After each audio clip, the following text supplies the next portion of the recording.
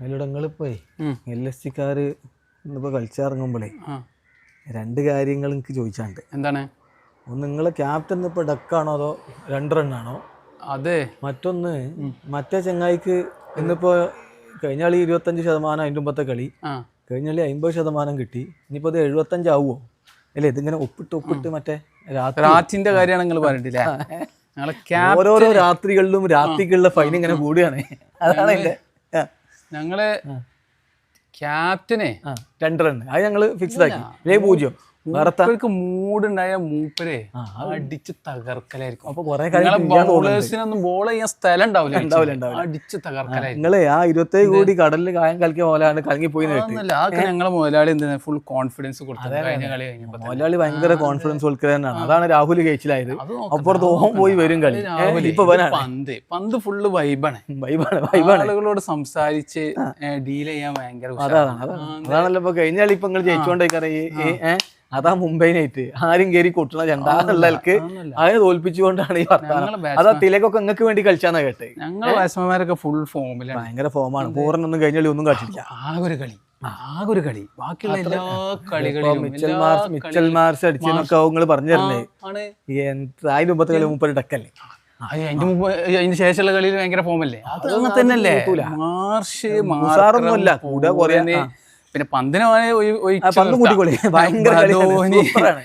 David Miller, Samad, Shardul Thakur, എത്ര ആൾക്കാരാണ്.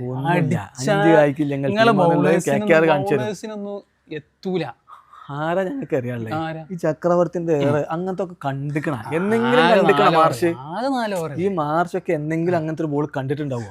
പിന്നെ സുനിൽ നാരായൺ, പിന്നെ ഞങ്ങളെ അതൊന്നുമല്ല. ഹർഷിദാണൊക്കെ ഇവിടെ വളർന്നു വരലൊക്കെ തന്നെയാണ്. പിന്നെ റസല് എപ്പോ വേണമെങ്കിലും ഫോമിലാണ്. നിക്കോളാസ് പൂരൻ ഫോമായാൽ എന്താണ്?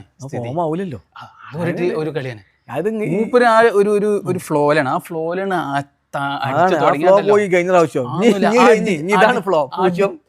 അടിച്ചു തുടങ്ങിയ പിന്നെ നിങ്ങളെ ബൗളേഴ്സിന്റെ ബോൾ പിച്ച് ചെയ്യൂല, അടിച്ചിട്ട് ഇങ്ങനെ പറത്തും. പിച്ച് ചെയ്യില്ല, അപ്പുറത്തെ ആളെ കഴിക്കണ്ടാവും. ഞങ്ങള് പറഞ്ഞു മില്ലർ അവസാനം വന്ന് ചക്രവർത്തിയാണ് ആ ബോധം. അല്ല, പിന്നെ ഞങ്ങളെ ബൗളേഴ്സ് ആവേശ് കിട്ടലുണ്ട്, സമയത്ത് വിക്കറ്റ് എടുക്കും. അതാണ് മൂപ്പരുടെ പ്രത്യേക കഴിവ്. പിന്നെ ആകാശ്ദീപ്, ഇത് 3 ആകാശ്ദീപ്. പിന്നെ ഞങ്ങളെ എങ്ങനെ സൈൻ ചെയ്ത് അപ്പുറത്തെ ബിഷ്ണോയ്ക്ക് പേരും കിട്ടലാണ്. പിന്നെ ഈ സൈൻ ചെയ്യൽ നിർത്തിക്കോളൂ, കാരണം അത് ഞങ്ങളെ മറ്റേ ഇവര് രണ്ടാളും കൂടി കൂടിയാണ് തുടങ്ങിയിട്ട് പിന്നെ അങ്ങനെ പിന്നാലെ രഘുവൻഷി വന്നിട്ട് പിന്നെ പിന്നെ അതൊക്കെ പിന്നെ ഒന്ന് ഫോം ആയിക്കോളും. പിന്നെ ഞങ്ങളെ വെങ്കടേശ് ഇപ്പൊ എന്തൊരു സാറാണ്.